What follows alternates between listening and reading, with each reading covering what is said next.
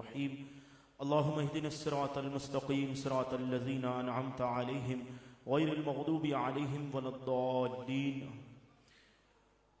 إن الله وملائكته يصلون على النبي يا أيها الذين آمنوا صلوا عليه وسلموا تسليما اللهم صل على سيدنا ومولانا محمد معدن الجود والکرم وآلہ وبارک وسلم مصطفیٰ جان رحمت پہ لاکھوں سلام، شمع بزم ہدایت پہ لاکھوں سلام، جس سہانی گھڑی چمک طیبہ کا چاند اس دل افروز ساعت پہ لاکھوں سلام، جس طرف اٹھ گئی دم میں دم آ گیا اس نگاہ عنایت پہ لاکھوں سلام، دور و نزدیک کے سننے والے وہ کان لالے کرامت پہ لاکھوں سلام، تاجدار حرم شہنشاہ ارم نو بہار شفاعت پہ لاکھوں سلام، کس کو دیکھا یہ موسیٰ سے پوچھے کوئی آنکھ والوں کی ہمت پہ لاکھوں سلام، طیبہ طاہرہ عابدہ ظاہرہ جان احمد کی راحت پہ لاکھوں سلام، وہ 10 جن کو جنت کا مجدہ ملا اس ساری جماعت پہ لاکھوں سلام۔ حضور قبلہ حضرت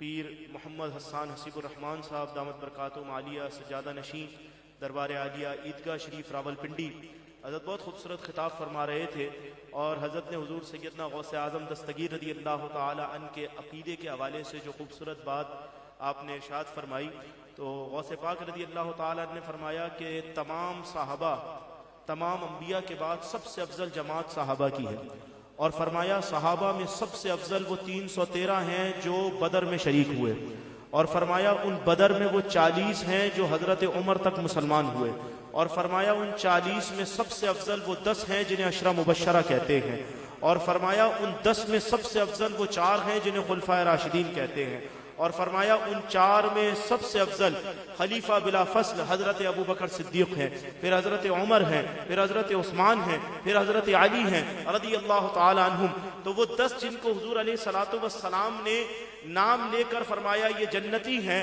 اعلیٰ حضرت فرماتے ہیں وہ 10 جن کو جنت کا مجدہ ملا اس ساری جماعت پہ لاکھوں سلام، ہیں حسن و حسین عظمت پنجتن ان کی روح امامت پہ لاکھوں سلام، ان کے آگے وہ حمزہ کی جابازیاں شیر غران سطوت پہ لاکھوں سلام، غوث اعظم امام متقی والنقا جلوہ شان قدرت پہ لاکھوں سلام، جن کا منبر بنی گردن اولیاء اس قدم کی کرامت پہ لاکھوں سلام، خواجہ خواجگاں قبلہ عاشقاں ان کی شان ولایت پہ لاکھوں سلام، غوث اعظم کی جاں راحت عاشقاں اس سخی کی سخاوت پہ لاکھوں سلام، تجھ کو حاصل ہوئی ہے سخی کی گلی اے گدا تیری قسمت پہ لاکھوں سلام، ہیں انہی کے گدا سب انبیاء اولیاء بحر جود و سخاوت پہ لاکھوں سلام، ہاں محشر میں جب ان کی آمد ہو اور بھیج سب ان کی شوکت پہ لاکھوں سلام، مجھ سے خدمت کے قدسی کہیں ہاں رضا مصطفیٰ جان رحمت پہ لاکھوں سلام، شمع بزم ہدایت پہ لاکھوں سلام، صدق اللہ العظیم و صدق رسولہ النبی الکریم الامین۔ رب العالمین جل وعلا قرآن مجید فرقان حمید میں ارشاد فرماتا ہے الف لام میم ذالک الکتاب لا ریب فیہ ھدی للمتقین۔ الف لام میم یہ حروف مقطعات ہیں۔ حضرت ابو بکر صدیق رضی اللہ تعالیٰ عنہ فرماتے ہیں کہ ہر کتاب کا کوئی راز ہوتا ہے، اور قرآن مجید فرقان حمید کے راز اس میں یہ حروف مقطعات ہیں کہ جن کا راز صرف اللہ جانتا ہے یا اس کا رسول جانتا ہے۔ اور آگے اللہ نے فرمایا ذالک الکتاب لا ریب فیہ ھدی للمتقین، وہ بلند و بالا کتاب کوئی شک کی جگہ نہیں۔ اب یہاں اسماء اشارہ ذالکہ استعمال کیا گیا، جبکہ ذالکہ بعید کے لیے استعمال ہوتا ہے، دور کے لیے استعمال ہوتا ہے، اور ھذا ھذہ یہ قریب کے لیے استعمال ہوتا ہے۔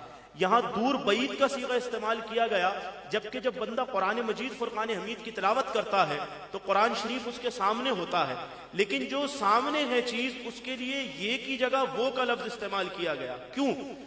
علماء فرماتے ہیں اس کی وجہ یہ ہے کہ عربوں کے اندر ایک قاعدہ رہا کہ جس چیز کی شان بہت بلند و بالا ہو اس کی شان کی بلندی کی وجہ سے اگر وہ چیز سامنے بھی ہو تو بلند شان کی وجہ سے اسے یہ کی جگہ وہ کہہ کے مخاطب کرتے ہیں، اور اسی لیے اعلیٰ حضرت عظیم البرکت رضی اللہ تعالیٰ عنہ نے ترجمہ کرتے ہوئے فرمایا وہ بلند و بالا کتاب، وہ بلند و بالا کتاب کوئی شک کی جگہ نہیں۔ تاریخ میں ایک بہت بڑے بزرگ گزرے ہیں، اللہ کے ایک بڑے کامل ولی حضرت تشریف فرما ہیں حضرت فضل حق خیر آبادی رحمہ اللہ۔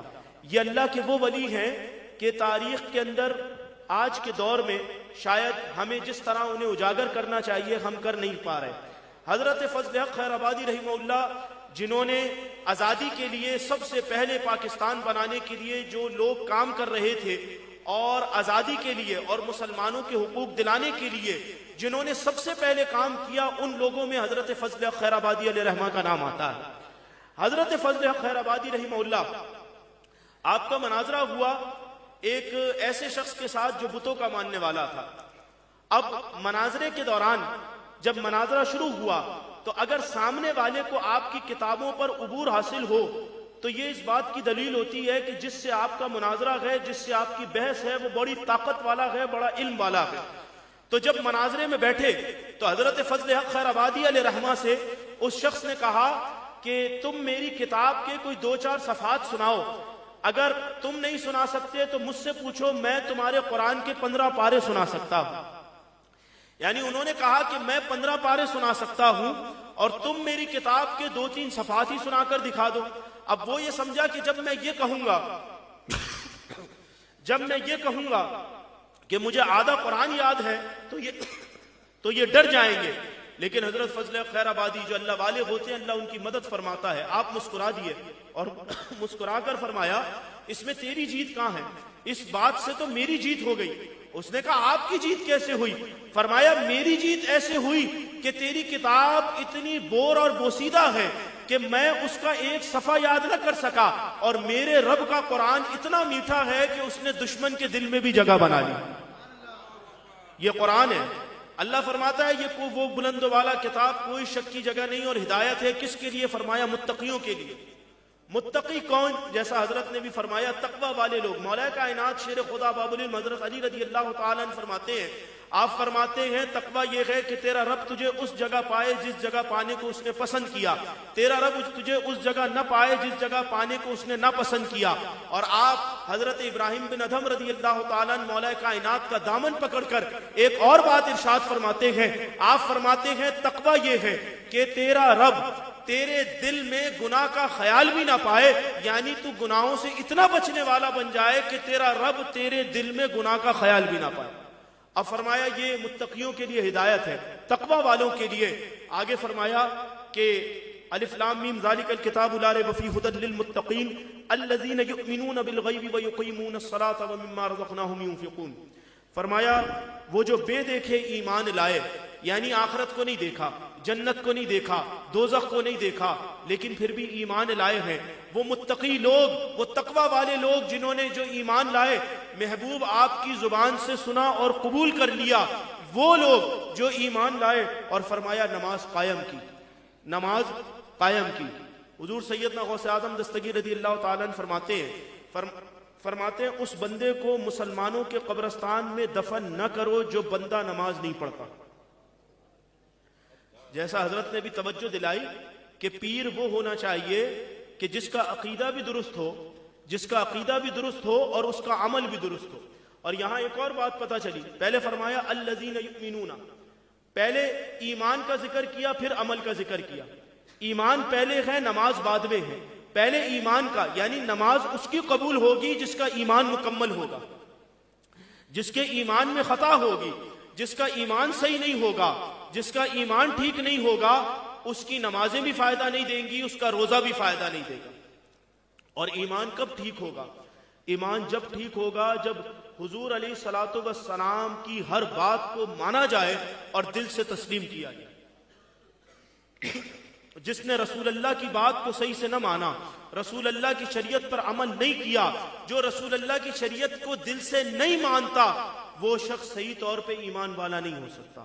ایمان کے لیے ضروری یہ ہے کہ اللہ کے، اور مفتی احمد یار خان نعیمی رحمہ اللہ نے کمال بات کی، جہاں اللہ رب العزت کے حبیب، اللہ جل وعلا کے حبیب جناب نبی کریم علیہ الصلوۃ والسلام نے فرمایا کہ سب سے پہلا یہ کہ لا الہ الا اللہ محمد رسول اللہ صلی اللہ علیہ وسلم پر ایمان لاؤ. تو اب یہ جو کہا کہ اس کلمے پر ایمان لاؤ، مفتی احمد یار خان نعیمی علیہ رحمہ اس کی تفسیر میں فرماتے ہیں کہ لا الہ الا اللہ پر جو ایمان لانے سے مراد یہ ہے کہ میں اللہ کے سوا کسی کو معبود نہیں مانتا، اور محمد الرسول اللہ پر ایمان لانے سے مراد یہ ہے کہ میں رسول اللہ پر ایسے ایمان لایا کہ جو رسول اللہ نے کہا ہے میں نے ہر اس بات کو مانا ہے. جس سے روکا ہے اس سے رکنے کو فرض سمجھا ہے، اور جس کو منع کیا ہے، جس چیز کو منع کیا ہے اس کے اوپر سے رکنے کو فرض سمجھا، اور جس پر عمل کرنے کو کہا ہے اس پر عمل کرنے کو فرض سمجھا، فرمایا وہ شخص ایمان والا ہے۔ آگے فرمایا نماز قائم کی، اور اس کے بعد فرمایا کہ اللہ کے اور الذین یؤمنون بالغیب ویقیمون الصلاۃ ومما رزقناہم ینفقون، اور اللہ کے دیے میں سے تقسیم کیا، اللہ کے دیے میں سے آگے دیا، یعنی اللہ کا دیا ہوا مال لوگوں میں تقسیم کیا۔ حضور سیدنا غوث پاک رضی اللہ تعالیٰ عنہ فرماتے ہیں، آپ فرماتے ہیں رب العالمین جل وعلا اگر مجھے ساری دنیا کی دولتیں دے دے تو میں وہ بھوکوں کو کھانا کھلاتے کھلاتے لوگوں میں تقسیم کر دوں۔ اور یہ اللہ والوں کی ادائیں ہوتی ہیں کہ اللہ رب العزت کے جو خاص بندے ہیں وہ بانٹنے کو پسند کرتے ہیں، اللہ کے خاص بندے بانٹنے کو پسند کرتے ہیں۔ یہاں میں بات ایک کر کے، کیونکہ اظہار خیال ہے تو میں ایک بات کر کے گفتگو، ایک آدھ پیغام دے کے گفتگو ختم کروں گا۔ آپ درود شریف پڑھیں گا۔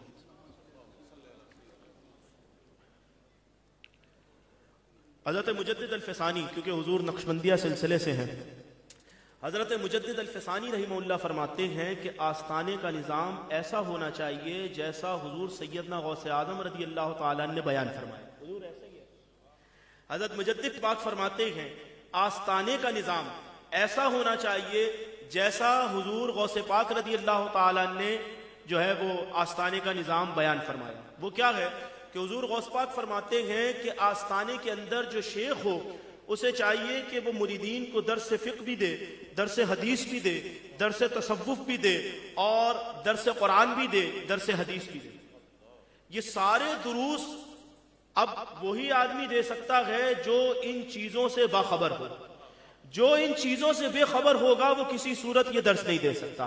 حضرت عامر بھائی، سلجوق ایک سلطنت گزری ہے، اس سلجوق سلطنت بغداد کے اندر ایک وزیر تھے جن کا نام تھا نظام الملک۔ انہوں نے ایک مدرسہ قائم کیا تھا جس کا نام تھا جامعہ نظامیہ۔ اسی جامعہ نظامیہ سے امام نووی نے بھی علم دین حاصل کیا، اسی جامعہ نظامیہ سے حضور سیدنا غوث اعظم نے بھی علم دین حاصل کیا، اسی جامعہ نظامیہ سے حضرت عمر شہاب الدین سہروردی رضی اللہ تعالیٰ عنہ نے بھی علم دین حاصل کیا۔ اور پھر حضور سیدنا غوث پاک رضی اللہ تعالیٰ عنہ خود عالم باعمل عالم بننے کے بعد آپ ساری زندگی لوگوں کو پڑھاتے رہے۔ ہم پتہ نہیں کون سا سبق یاد کر کے بیٹھے ہیں کہ اللہ کا ولی وہ ہوتا ہے جو شاید انگوٹھیاں زیادہ پہن لے یا کڑے زیادہ پہن لے، نہیں، ہم پتہ نہیں کس طرف لگ گئے۔ سیدنا غوث اعظم رضی اللہ تعالیٰ عنہ فرماتے ہیں میں کتابیں پڑھاتا رہا، میں علم دین پڑھاتا رہا، کتابیں پڑھاتا رہا، حتیٰ کہ ایک وقت آیا کہ رب العالمین جل شانہ نے مجھے مقام قطبیت عطا فرمایا۔ آپ فرماتے مقام قطبیت اللہ نے مجھے عطا فرمایا اس لیے کہ میں نے لوگوں کو علم دین سکھایا۔ اور بیک وقت حضور غوث پاک رضی اللہ تعالیٰ عنہ وہ ہستی جو روزانہ 1 2 4 6 نہیں 13 علوم پڑھایا کرتے تھے۔ 13 علوم، اور 13 علوم پڑھانے کا مقصد یہ ہے کہ آپ اندازہ لگائیں کہ وہ کتنے بڑے عالم ہیں کہ جو 13 علوم پڑھائیں۔ اور صرف غوث پاک نہیں، کیونکہ آپ بابا صاحب کی اولاد میں سے ہیں۔ حضرت خواجہ معین الدین چشتی اجمیری رضی اللہ تعالیٰ، حیدرآباد دکن کے اندر ایک لائبریری ہے، اس میں ایک کتاب ہے جس کا نام ہے تذکرۃ المحدثین۔ اس کتاب کے اندر مصنف نے لکھا ہے کہ خواجہ غریب نواز رحمہ اللہ جس وقت مکے میں رہے 1 سال مکے کے علماء نے آپ سے حدیث پڑھی، مکے کے علماء آپ سے حدیث پڑھتے رہے۔ اور حضور سیدنا غوث پاک رضی اللہ تعالیٰ عنہ کے پردہ فرمانے کے بعد آپ کی مسند پر بیٹھ کر حدیث حضرت عمر شہاب الدین سہروردی پڑھاتے تھے۔ اور جس وقت حضرت بابا فرید مسعود گنج شکر رضی اللہ تعالیٰ عنہ کی اپنے مرشد سے ملاقات ہوئی، آپ نے فرمایا اگلے کل بہاؤالدین زکریا ملتانی کے آستانے پر آنا۔ جب آپ وہاں گئے، وہاں ملاقات ہوئی، فرمایا بیٹے پہلے علمی منازل پوری کرو۔ اب آپ علم دین حاصل کرنے کے لیے سفر کرتے رہے حتیٰ کہ آپ بغداد شریف پہنچے۔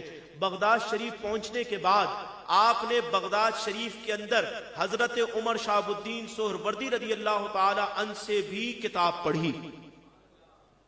اور یہی وجہ ہے کہ حضرت بابا فرید علیہ رحمہ فرمایا کرتے تھے کہ میں نے اپنی ساری زندگی میں عمر شہاب الدین سہروردی جیسا عمر شہاب الدین سہروردی جیسا عبادت گزار آدمی دیکھا ہی کوئی نہیں۔